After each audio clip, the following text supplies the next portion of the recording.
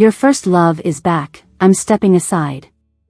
I'm crying tears of joy, my sugar daddy is finally back.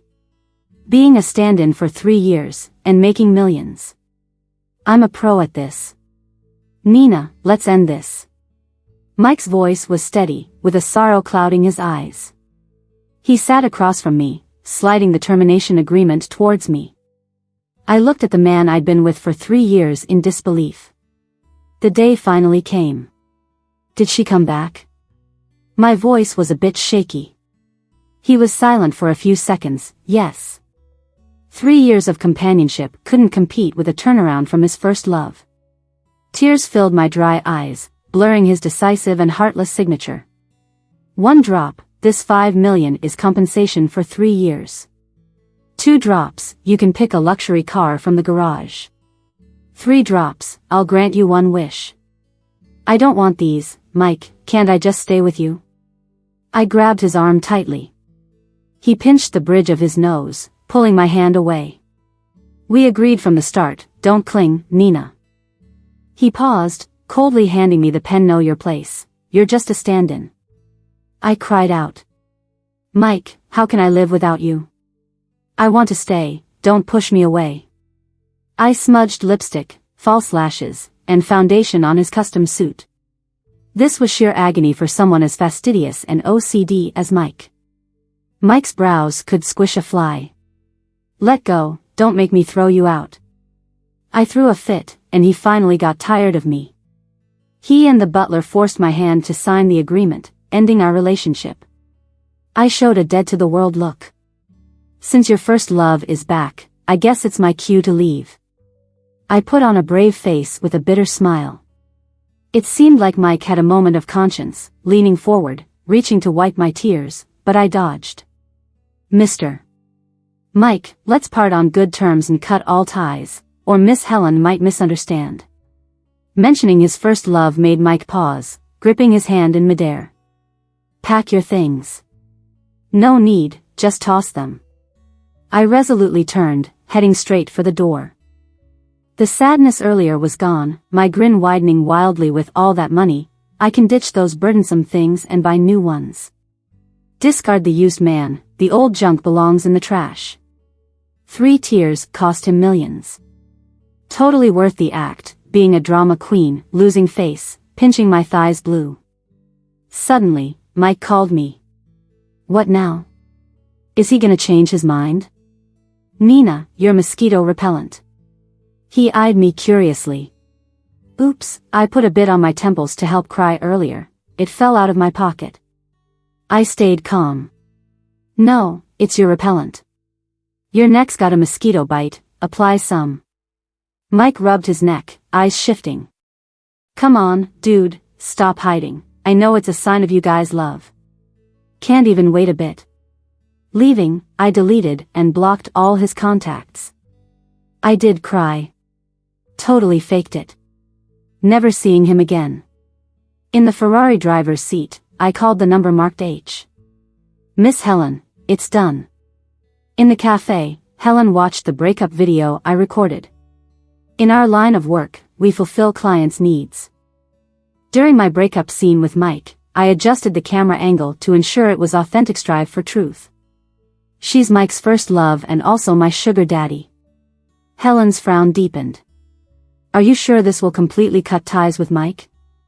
Miss Helen, trust my professional skills. The bolder my tone, the queasier I felt. I messed around on Mike's turf a lot, and he didn't like me, probably despises me. I'm Nina, a professional stand-in. 3 years ago, Helen found me, promising me 10 million to be a stand-in. I never expected it was to replace herself as a substitute for her boyfriend. Kinda interesting. I thought she was broad-minded, getting herself a rival. Then I realized she wasn't broad-minded, just utterly in control and confident. She's a crazy, hard-to-deal-with woman. 3 years ago, Helen suddenly chose to study abroad in pharmaceuticals, catching everyone off guard. And Mike, the successor of a powerful family, couldn't just drop everything to chase her dreams. Both were stubborn, couldn't agree. Helen suggested a clean breakup, no baggage. The day before leaving, she sent me to Mike's bed for a chat. I scrambled to make small talk, almost just stared, painfully awkward. A bit drunk, he touched my face, calling out his first love's name. I knew this job was solid. Helen figured rather than waiting 3 years for him to find new love and a tricky rival, she'd act first, controlling the situation. I was more like a pawn watching Mike's every move. She knew every move, every word between us. Mike treated me well, met my needs as best he could. But I knew I was just a stand-in, taking it seriously would mean losing. For 3 years, we went no further than kisses. Mostly, I wore his first love's clothes, keeping him company, just another face for him to miss. Because Mike couldn't function. Helen gave me a special drug, it suppressed desires. Ruthless, really. Mike didn't touch anyone for 3 years, he almost lost male confidence, something I had to mend. I'd keep Mike company under the covers, just talking for 3 years. Love is the biggest taboo as a stand-in, and luckily, I didn't have that weakness. If our relationship surpassed Helen's limit, I'd lose 1% of my reward. That's real money, it made my heart bleed. So I worked diligently, acting more tireful than a dog daily. Made PPTs to analyze Mike's psychology, battled wits. Used Word to record our actions and reflect daily. Excel sheets to track his mood swings. Figuring out how to make him love Helen through me, without crossing the line. Finally, I'm free. I looked at the remaining amount in my bank account, and tears started rolling from the corners of my eyes. 3 years, 10 years, I can do it. Just don't make me see Mike again, okay? Helen looked me up and down, trying to find a hint of insincerity in my eyes. What? Who's Mike? I don't know him. My tone couldn't be more genuine. Interesting. No wonder he's so obsessed with you. Helen smirked, and it made me uncomfortable. Who? What's she talking about? Then my phone rang, an unknown number. Why isn't Nina answering my calls? That familiar, low voice came through. My heart jumped. Why is Mike calling me? Helen's glance seemed to say, so much for cutting ties. What do you want? Return my key. His house has a passcode, what key is he talking about? This is all just nonsense to trap me. I felt a mountain of pressure and awkwardly replied, I'll mail it back, we owe each other nothing. He tried to say more, but I hung up. The more I talk, the more I might mess up. Helen gave a satisfied nod. 30 million. Miss Nina, would you be interested in another deal? How much? 30 million. I was thinking of taking a break, but forget that. Life is all about hustling. I rubbed my temples. Miss Helen, I'm exhausted these days. Before I could finish, Helen flashed a knowing smile. 35 million. Even if it kills me, I'll take it. Anything you need, just say the word, we're family, no need for formalities. That's the spirit. Helen pulled a photo from her bag and slid it over to me. Here's who you'll be doubling for this time.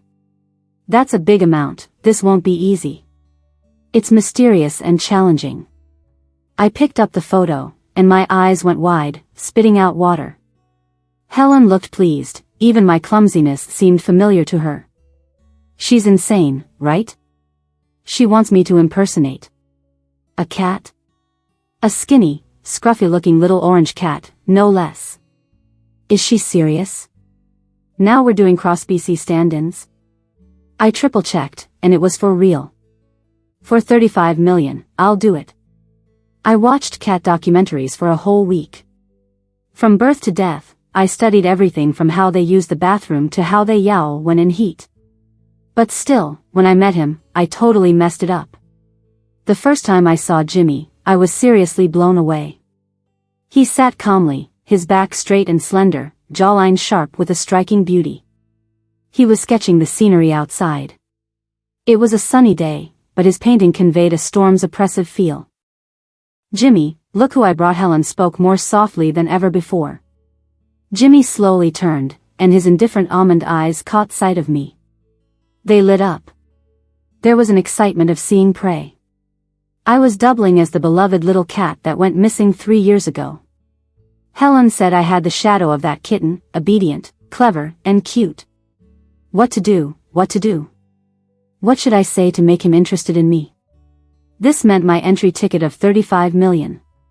1,000 words flashed through my mind, but when nervous, my tongue got all twisted. The air went silent. Once I spoke, I realized how dumb it was. I covered my mouth with both hands, my face burning with shame. Jimmy paused for a second, a smile spreading. That smile was like a winter's warm sun, warming but not reaching the heart. Helen's voice was almost trembling with excitement. Jimmy smiled, and every smile earns you an extra 50,000. Is there really such a thing? Get ready to go broke.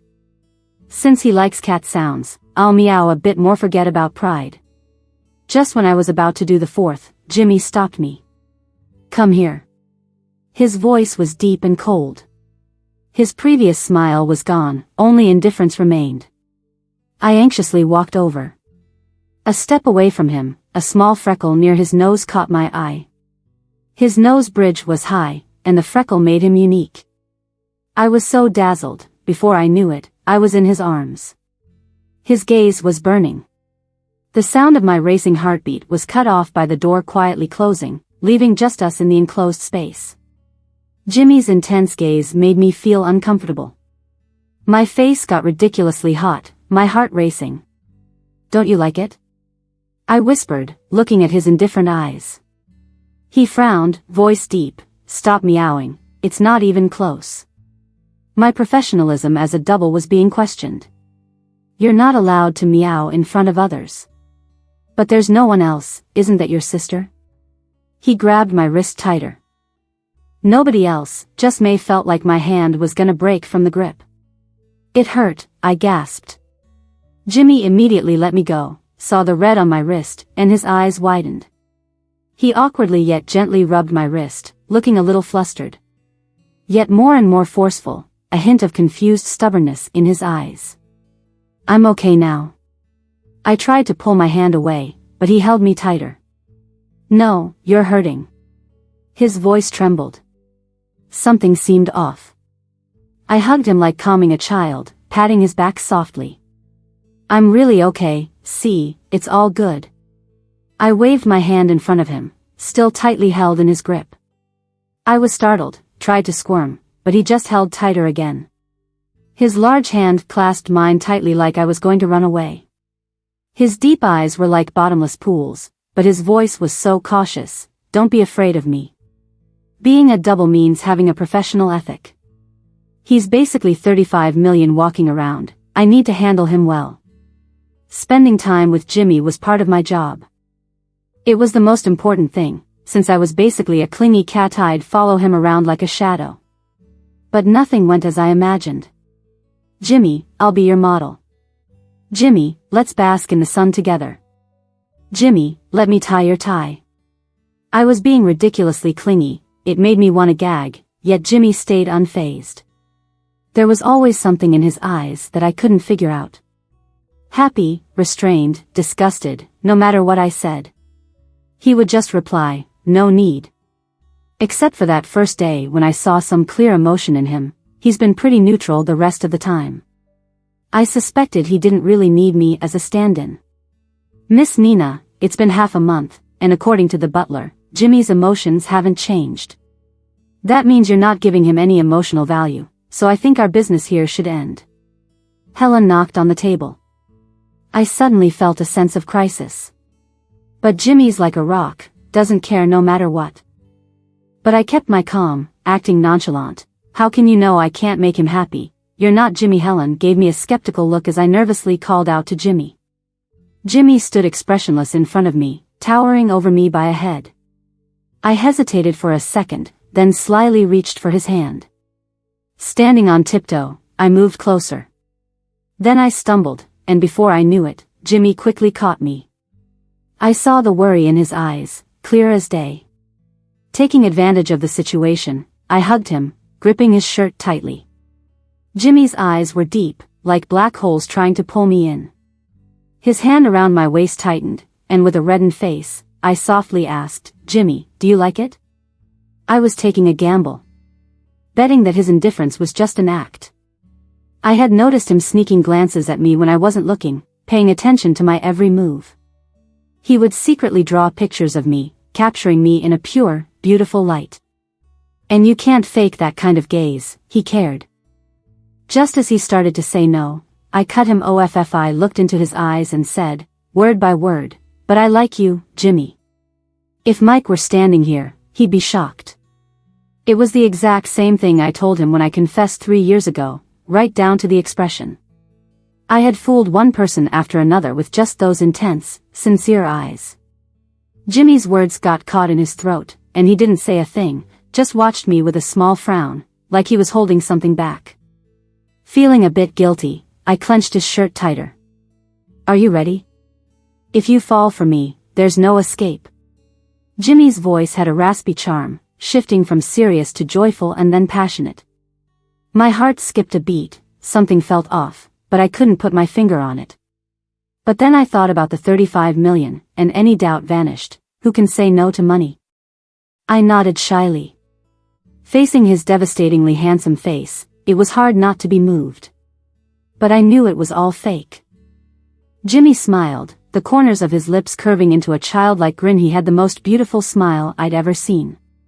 Even years later, I still dream about that moment. While I was still stunned, Jimmy just scooped me up in a bridal carry. What are you doing? Put me down.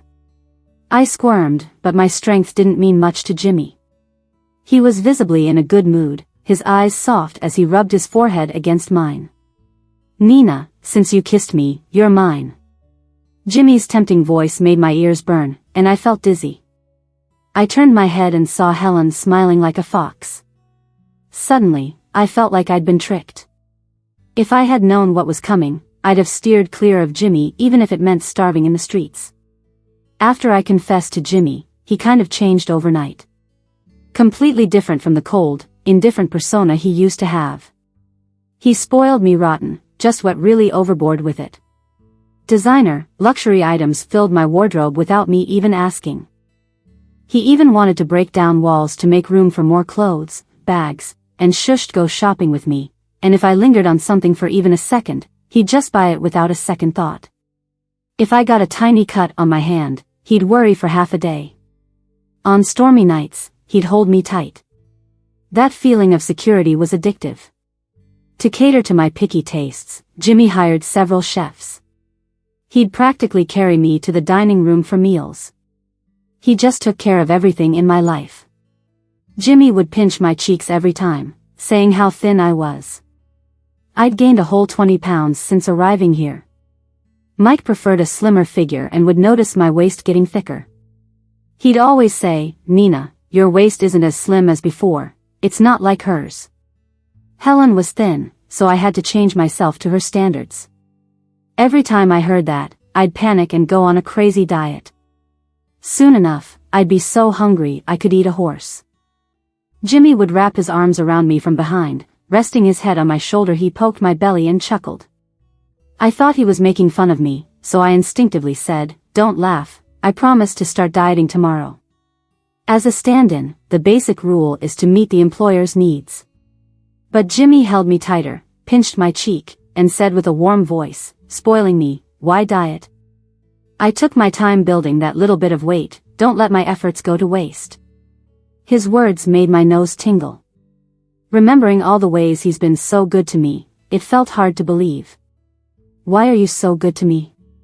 Because I want you to stay with me, want you to love me. His gentle eyes seemed to see through my fake love. Panicking, I buried my head in his chest, unable to handle such intense emotion. For someone who grew up without much love, this torrent of affection didn't feel real. Plus, I knew it was just a financial exchange, sooner or later, that'd end too. It was another stormy night.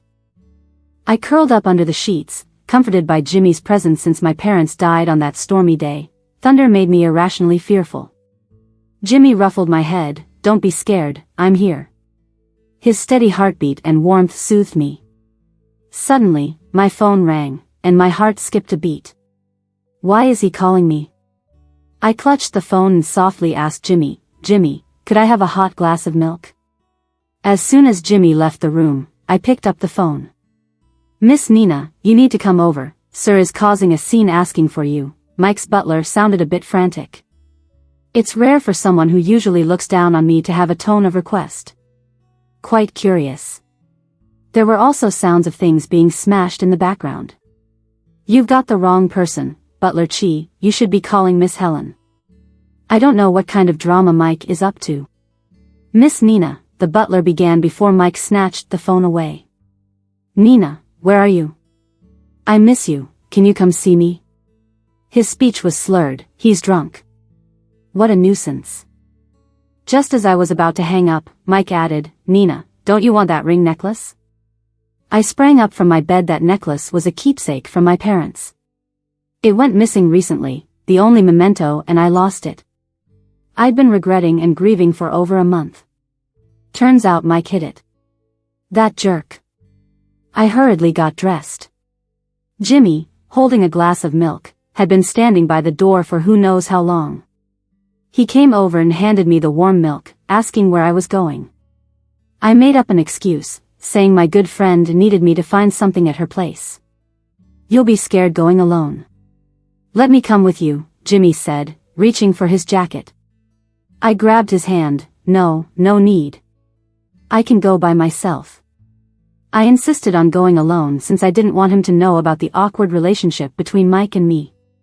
Jimmy gave me a quick kiss. "Stay safe, Nina." As I headed to the door, Jimmy softly said, "Nina, don't lie to me." His words, soft as feathers, weighed heavy on my heart. Feeling tense, I walked out with stiff shoulders. By the time I got to Mike's house, I was drenched in sweat. The loud music couldn't drown out the rumbling thunder. I walked up to Mike. Empty bottles surrounded him and he reeked of alcohol, his face flushed. The Mike I knew wasn't a drinker. I nudged his leg. "Mike, where's my stuff?" Mike stared at me for a while without saying anything. "Is this guy dumb? Nina, why haven't you come to see me all this time?" He looked at me innocently like he was the one who told me to get lost originally. "We're done." I never thought I'd see such a hurt expression on Mike's face. I asked for the necklace. "If I give it to you, will you not leave?" "Fine." I answered him casually. He took the necklace off his neck. What a weird move. Why wear something my mom left me around his neck? I grabbed the necklace, turned to leave, but Mike pulled me back, making me fall into his arms. "Nina, I really miss you." What am I to him? I struggled and asked. "You're Nina." My head buzzed. Did Mike fall for me? He was strong, like a beast out of control. "Nina, you've gained weight." "Mike, let go of me." I pinched and stepped on him. He was unfazed. "This is the real you," Mike said with fake sentimentality. With a forceful turn, he pinned me against the couch back. Panicking, I wondered what he was up to. "Mike, don't do anything rash."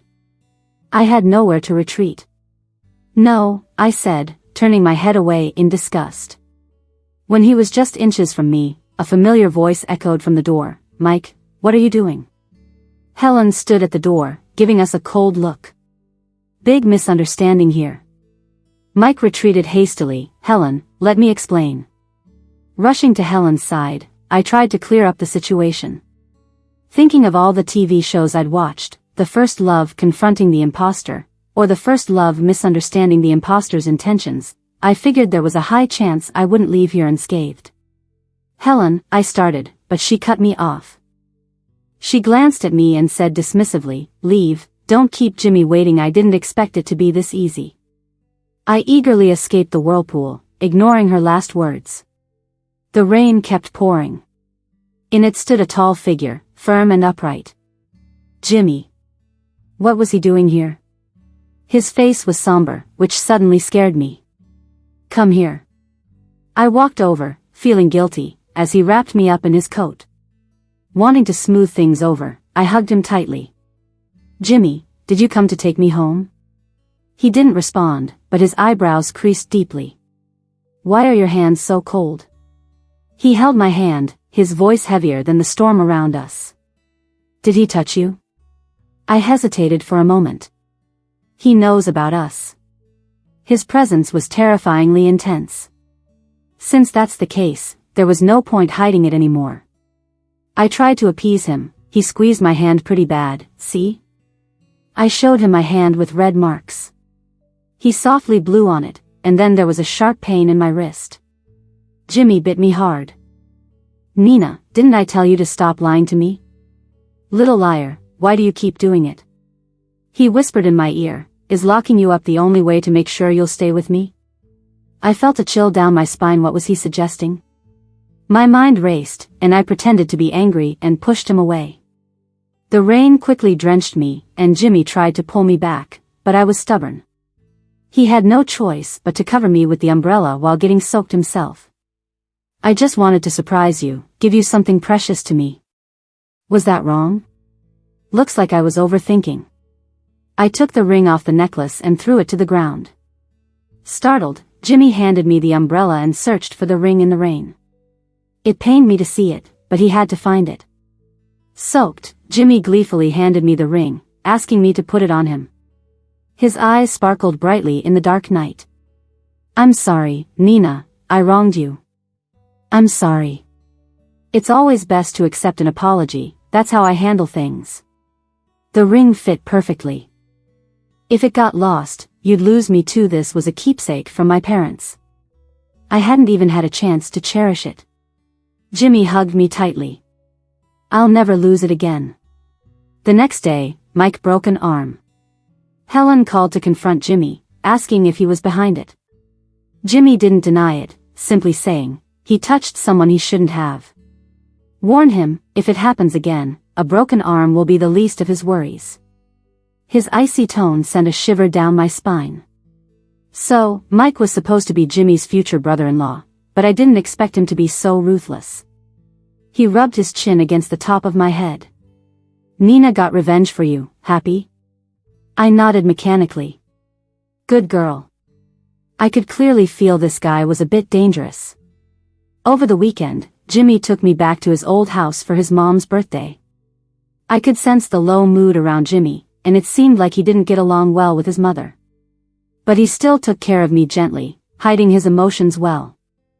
His mom's birthday party was very simple, more like a family dinner from a distance. I spotted Mike. Why was he here too? He looked at me and Jimmy holding hands, fury in his eyes, and his glass shattered in his hand. Blood ran down the glass, but all I cared about was the expensive glass. When Helen showed concern, he brushed it off with an excuse. Jimmy pulled me toward Mrs. Her smile vanished the second she saw me.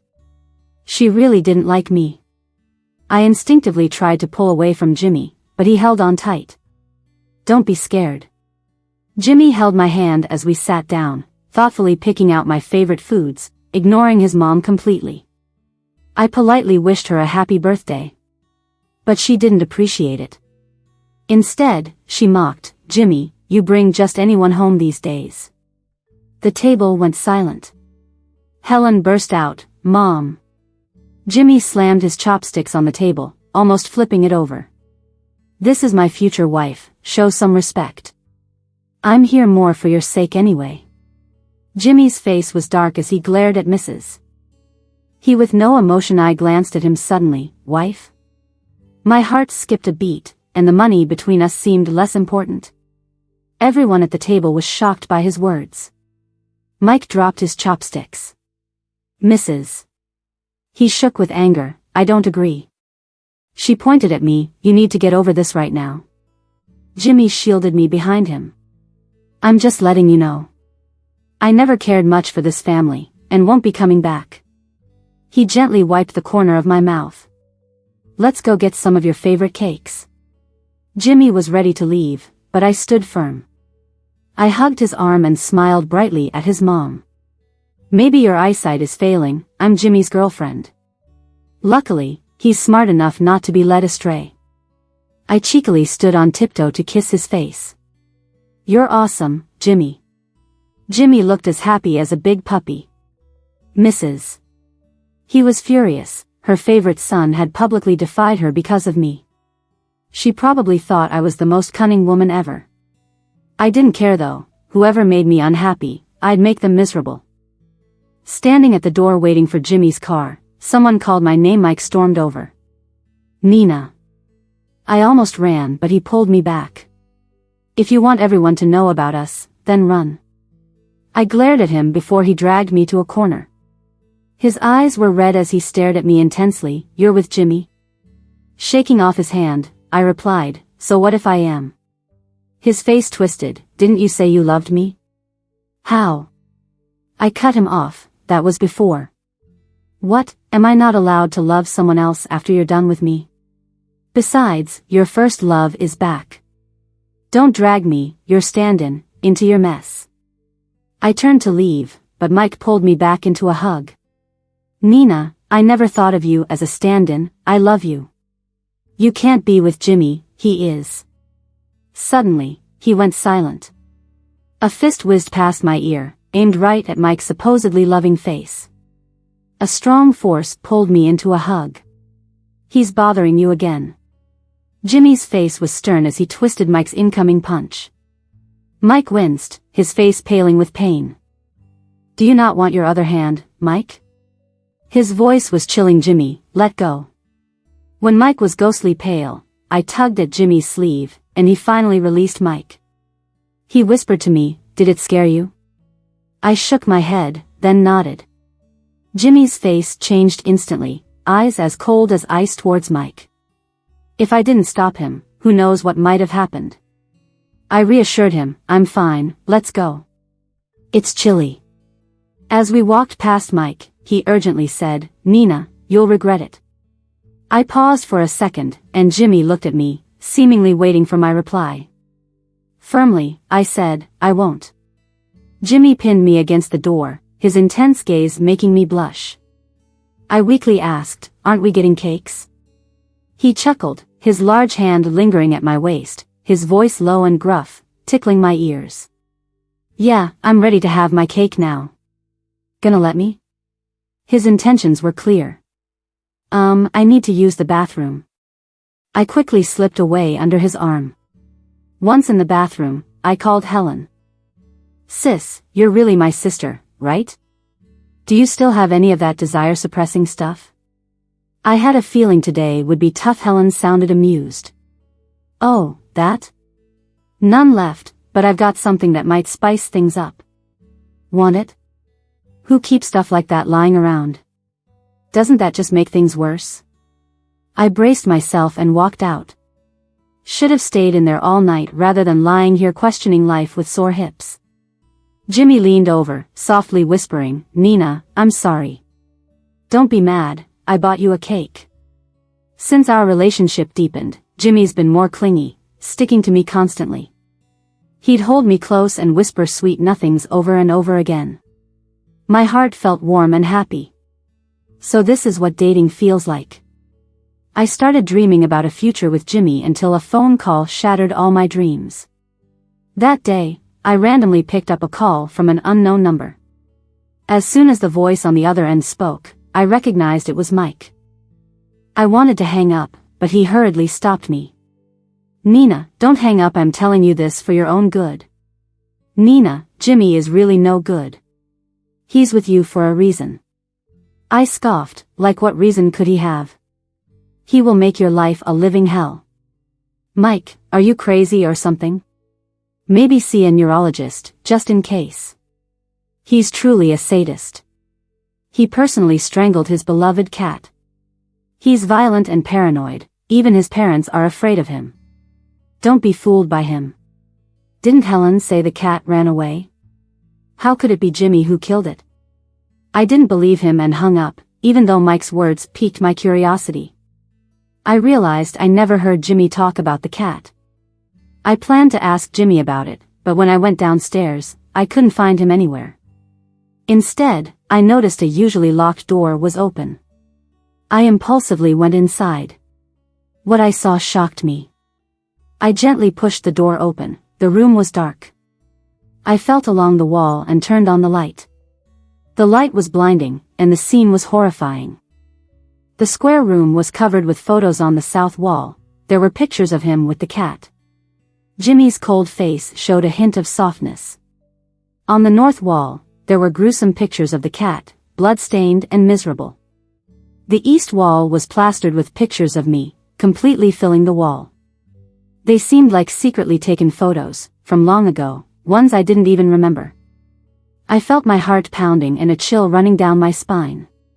When did he start noticing me and silently intrude into my life without me knowing?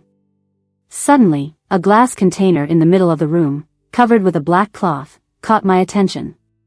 I slowly walked over and pulled off the cloth. I covered my mouth and fell to the floor. Inside the glass container was the dead cat preserved in formaldehyde. He really killed his own cat. I looked at the empty west wall and felt a cold shiver from my feet to my entire body. What did he plan to hang there? Photos of me being abused? While lost in thought, I heard the doorknob turn, and my heart leapt into my throat. The sound stopped. Helen had called Jimmy away. With trembling legs, I quickly ran out. While going upstairs, I overheard them seemingly plotting something. Helen handed a syringe and medication to Jimmy. She said worriedly, "Are you sure you want to inject Nina?" Jimmy looked at the drugs, chuckled, and nodded. "She can only love me." I suddenly felt my blood run cold. Was he going to harm me? "Nina, what are you doing here?" Jimmy had appeared in front of me without me noticing, examining me with a scrutinizing stare. I nervously clenched the fabric of my clothes, trying to stay casual. "I woke up and didn't see you, so I went looking for you. Are you sneaking off to eat something delicious without me?" Jimmy helplessly ruffled my hair, saying of course he'd bring his sweetheart. His hand was warm, yet when it touched my skin, it made me feel freezing cold. "Nina, how about having the injection? So we can be together forever, okay?" Jimmy held the syringe, wrapping me in his embrace, whispering in my ear. I shuddered in fear. "No, no." I sat up, gasping for air, having woken Jimmy with my shout. He held me worriedly. "Nina, did you have a nightmare?"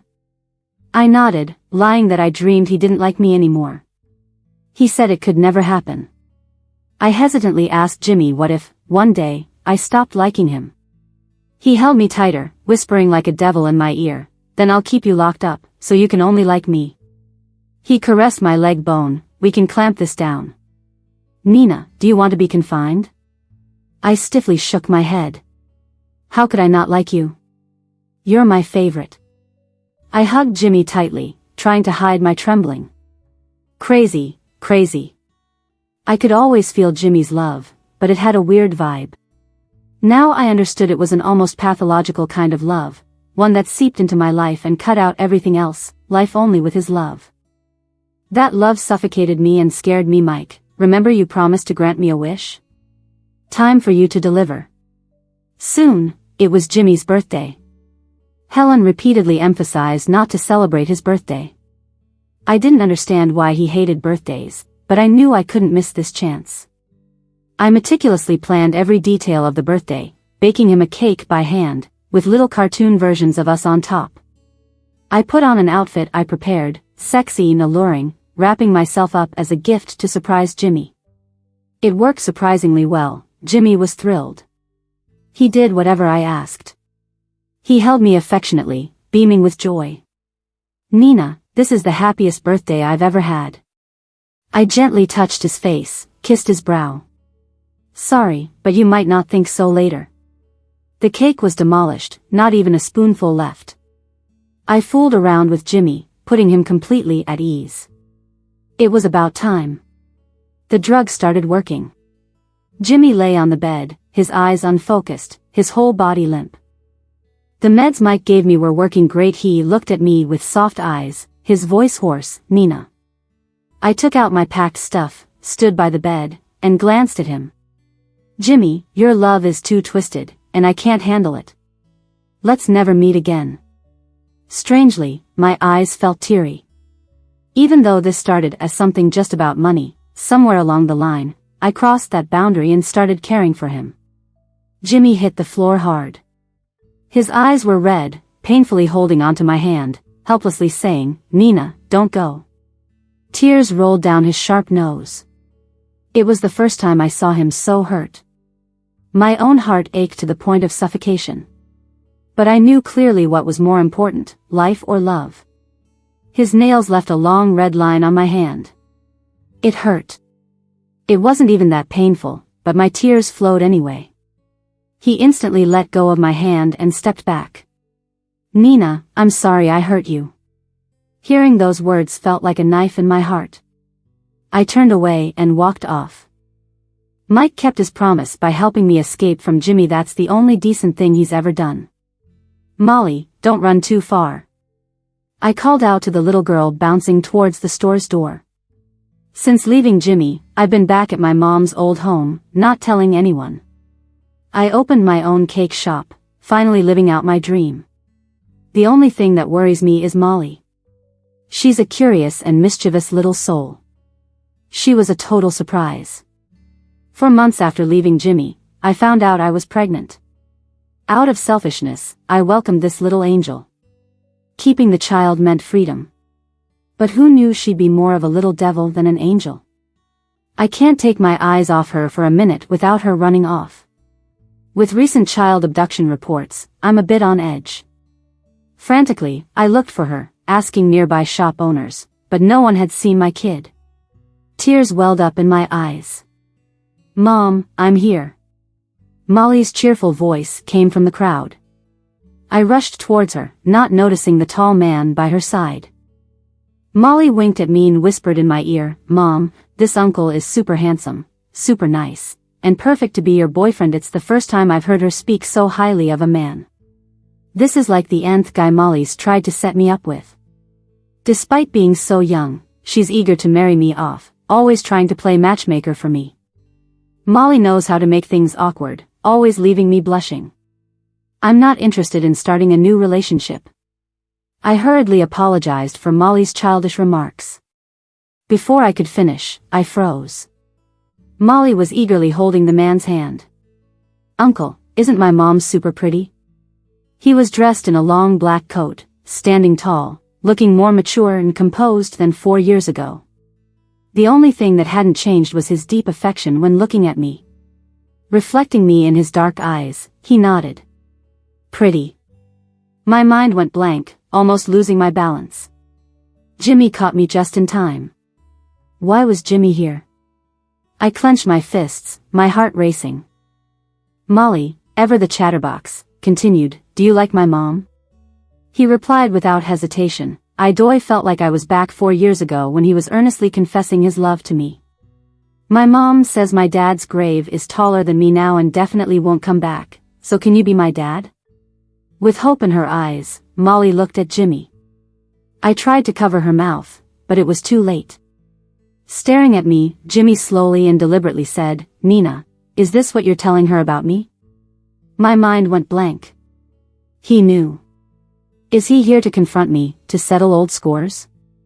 I couldn't meet his eyes. "It's none of your business." Do you think I believe that?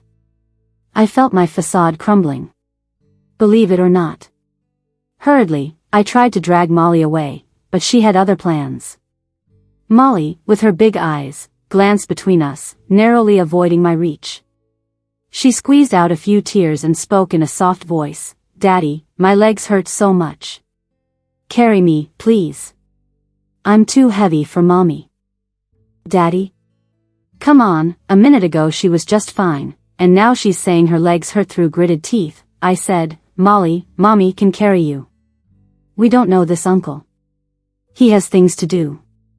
But Jimmy picked her up with one arm, saying, "I'm not busy, and we know each other well. Dad, my mom gets lost easily. You should hold her hand." "Seriously, Molly? You make me sound like a total airhead, selling your mom out like that." My hand was firmly clasped, no way to break free. Jimmy slightly smiled, "Let's go." Molly enthusiastically led the way. My nerves spiked. This felt like inviting trouble in. Molly pointed at a big screen in the square, all excited. "Dad's on TV." I watched as the business news played on the screen. Jimmy was being interviewed. Known as a rising business star, Jimmy had impressed in both tech and pharmaceuticals in just 2 short years. Everyone wanted to know him. When asked about his personal life, he smiled lightly. I already have a wife. She's always been in my heart. The crowd found it romantic. The host asked, but we haven't heard you're married? Jimmy thought for a few seconds. Haven't convinced her yet, but in my heart, she's my wife. A few years ago, I did something foolish and she left. My biggest regret. Watching his sincerity on the screen, he wasn't blaming me. He was reflecting on himself. It seemed like he had changed from 4 years ago. Molly, with pursed lips, said, Uncle, I'm sorry, but you have a wife. I'll look for another dad. Molly tried to wriggle out of Jimmy's arms, but he held her close. You're just like your mom, heartless. Your mom's who I meant by wife. Finding her another man, huh? I was still wary of Jimmy, worried he'd take Molly away or lock us up. But he didn't seem to have those intentions. Every day at my cake shop, he'd quietly watch me, like he was making up for 4 years of absence. I want to order a cake. It's very special to me. Jimmy showed me a picture of a cake I made 4 years ago. For a moment, I froze. I can't make that. Then I'll borrow your tools and do it myself. Then he handed me a card. Password is your birthday. No limit, spend freely. Before I could protest, he'd rolled up his sleeves and started working on the cake. Looking at a cake identical to the one from years ago, old memories came rushing back.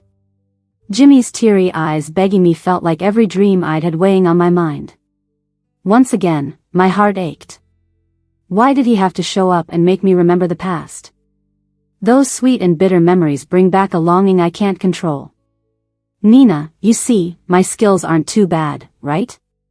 Just go, please stop bothering me. I'm really scared of you. I'm scared you'll lock me up, scared of those long needles going into me, scared I'll end up like the cat. Jimmy gave a bitter smile, choking up, Nina, I could never lock you up. Maybe I thought about it once, but not anymore. Nina, I know I'm sick. That twisted mind of mine frightened you, but over the years I've worked with the doctors to get better. It's so I don't hurt you, so you're not afraid of me. He answered my questions one by one, saying those injections weren't meant to hurt me, just a new kind of birth control that doesn't harm the body. I admit I was selfish and obsessive. I didn't want anyone, not even a child, to come between us. Molly clung to my leg, blinking at me nervously. He smiled, and now I understand that love starts with respect. I won't force my wants onto you anymore. I was at a loss for words, choking a bit. Turns out I misunderstood Jimmy all along. He said the cat wasn't tortured by him. It ran away and got hurt by someone else. His one source of comfort and solace was gone just like that. Jimmy blamed himself for not protecting what he cherished. If he had watched it all the time, he wondered, would it still be alive if he had kept it locked up? If he'd just kept it close, maybe it could have grown up happily. He pasted the cat's remains and those heartbreaking photos on the wall to remind himself. He thought locking up the ones and things he loved would mean they'd always be there. An innocent boy, clumsily trying to protect me in his own way. I thought that by keeping you locked up, I was protecting you. I thought you'd be happy, never leave, only love me. Jimmy's voice was so cautious, like a child without security, tugging painfully at my heart. I did so many things that scared you before. The doctor says I'm better now. Can you give me another chance? Teach me how to love. I threw myself into his arms and hugged him tight, my tears soaking his shirt. I don't know if I'm trying to give him security, or trying to gather the warmth I missed over the years. He carefully placed his hand on my back, both gentle and firm. Jimmy, I'm not good at teaching, nor do I like it. Jimmy looked helpless, and I cut him off by standing on my toes. Because I, too, am lacking in love. I want us to learn how to love together. Jimmy, I love you. This time it's not about money, it's all about me. Epilogue, my brother's cat died. It was brutally killed. He originally came abroad to recover in peace, but now his condition worsened. He locks himself in his room all day, every day. He's my precious baby brother, and I'm scared something will happen to him. I owe him so much. If it weren't for me, my Jimmy would be a cheerful, happy boy.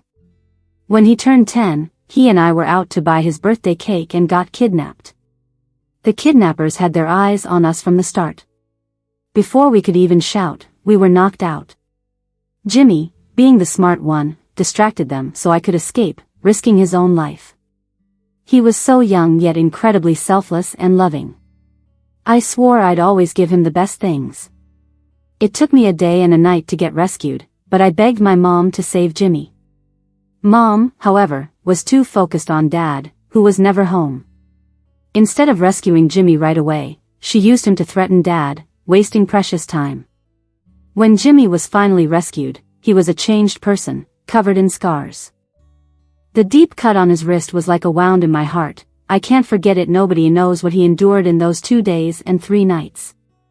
But he became withdrawn, distant from everyone, even me. The only kindness he showed was to a skinny little orange cat. Now that the cat is gone, I'm scared he'll do something rash, so I gave him some tasks to keep busy. I had him keep tabs on Mike and Nina. To listen to their recordings, watch their tapes, and alert me if anything goes out of line. I'm not breaking up with Mike just yet. Though the using a stand-in idea is absurd, it's somewhat safe. Better to take the initiative than be forced. Maximize benefits. It was just to keep Jimmy occupied, but he seemed to brighten up daily. I even saw smiles. I was shocked. Finally, he was improving. By chance, I found Nina's photos plastered all over his room. He kept drawing her on canvases. Every time I mentioned her, Jimmy perked up. That's when it hit me, Jimmy might have feelings for Nina. I brought him back home early and deliberately created opportunities for them to meet. It worked wonders. Jimmy got better by the day. Seeing Nina made me realize I made the right choice. I was ready to plan their wedding. But then Mike fell for Nina too. Ridiculous. He even tried to slander Jimmy to get his way. When Nina left, Jimmy plunged back into darkness. Worse than before. He drank excessively, locked himself up, and scratched his hands raw. He was a wreck, despondent. He'd stare at photos on the wall, lost in thought, even considered suicide. I was so heartbroken I wanted to kill Mike. We broke up, and I gave him a good beating, making sure he couldn't walk easily. But compared to Jimmy's happiness, it was barely enough. Jimmy loves Nina and can't forget her. I used that to encourage him to pull himself together. I patiently guided him. I said, you need to get strong, get healthy, so Nina can see you love yourself. That's the only way to win her back. The first thing Jimmy did when he pulled himself together was to storm into business, crushing Mike's company to near bankruptcy. Mike begged me, but I ignored him. Compared to Jimmy, Mike meant nothing to me.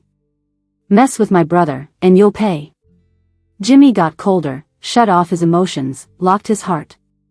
He turned into a high-powered work machine, expanding his business rapidly in 3 years. Everyone called him a business prodigy, but he wasn't happy. He suffered insomnia, needing heavy sleeping pills to rest. And when he dreamed, it was only of Nina's retreating back. He would softly ask me, Helen, how come Nina doesn't even speak to me in dreams? 3 years after Nina left, we finally heard about her through relentless searching. I also found out I had an adorable little niece. I thought Jimmy would rush to Nina, bring her back to stay by his side. But he was too scared to approach. So, he watched from the second floor opposite Nina's cake shop, eating her cakes, staring at her. A guy who doesn't like sweets was eating 3 cakes a day. He didn't dare get close. He said he was scared of scaring her off. He said he'd wait until he was genuinely okay, then try for her forgiveness. My dear brother's tenderness broke my heart. So he started cooperating seriously with therapy, a year's worth of progress. I saw his struggles firsthand. It was tough. Finally, Jimmy and Nina sorted things out and got back together.